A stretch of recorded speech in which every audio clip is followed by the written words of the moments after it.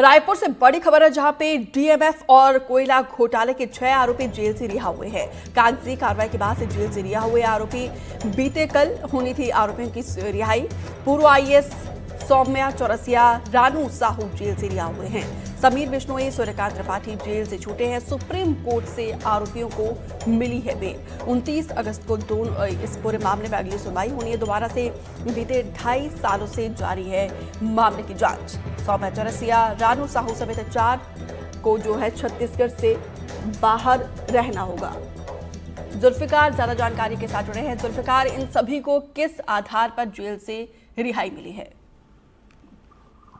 Supreme court से जमानत मिली है और जमानत इसलिए मिली है कि लंबे समय से जेल में बंद हैं और ट्रायल होने में समय लगेगा, ये बात है। तो एक नैसर्गिक न्याय के सिद्धांत के तहत लंबे समय तक अगर कोई भी ट्रायल में चीजें आती हैं तो उसमें कोर्ट उनको जमानत दे सकता है। तो ऐसी स्थिति में ये मामला अगर देखा जाए तो 2.5 साल पुराना मामला है, जब गिरफ्तारी हुई थी आईएएस समीर बिश्नोई की, फिर उसके बाद देखा जाए तो सौम्या चौरसिया, फिर रानू साहू।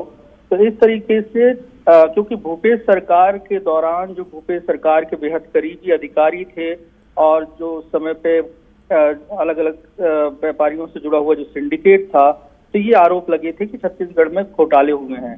तो सबसे पहला जो मामला आया था वो मामला ये था कि कोल लेवी का जो मामला आया, उस मामले में गिरफ्तारी हुई थी सौम्या चौरसिया और रानू साहू। तो तत्कालीन समय में ये आरोप लगे थे कि छत्तीसगढ़ में जो कोयला परिवहन में प्रति टन 25 रुपए लेवी वसूली जा रही है, तो जिसमें करोड़ों रुपए की हेराफेरी हुई और उस सिंडिकेट में इनकी गिरफ्तारी हुई थी। फिर उसके बाद दूसरा मामला डीएमएफ घोटाले का दर्ज किया गया। वो छत्तीसगढ़ में जब सरकार बदल गई और भारतीय जनता पार्टी की सरकार आई तो डीएमएफ घोटाला पर जांच शुरू हुई और ईओडब्ल्यू ने इस मामले पे केस दर्ज किया और ये कहा गया कि डीएमएफ घोटाला भी करोड़ों रुपए का घोटाला है और इस मामले को लेकर उनको गिरफ्तारी हुई।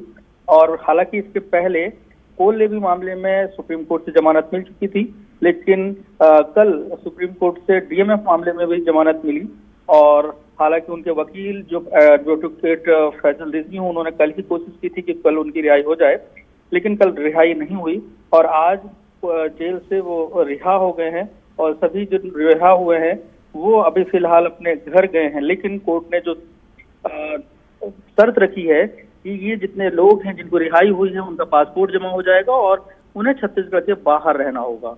जी बहुत बहुत शुक्रिया जुल्फिकार जानकारी देने के लिए। बिलासपुर से बड़ी खबर है, जहां पे कई इलाकों में डायरिया का प्रकोप देखने को मिल रहा है। डायरिया के मरीजों की संख्या पहुंची है 51। तालापारा, दयालबंद, डबरीपारा, करबला में फैला है डायरिया का ये मामला। शहर के अलग अलग अस्पतालों में सभी लोगों का उपचार चल रहा है। अलर्ट पर है बिलासपुर का स्वास्थ्य विभाग। कई इलाकों में डायरिया का प्रकोप लगातार बढ़ता जा रहा है, जिसके बाद से देखिए मरीजों की संख्या बढ़कर 51 हो गई है और शहर के अलग अलग इलाकों में मरीजों का उपचार चल रहा है।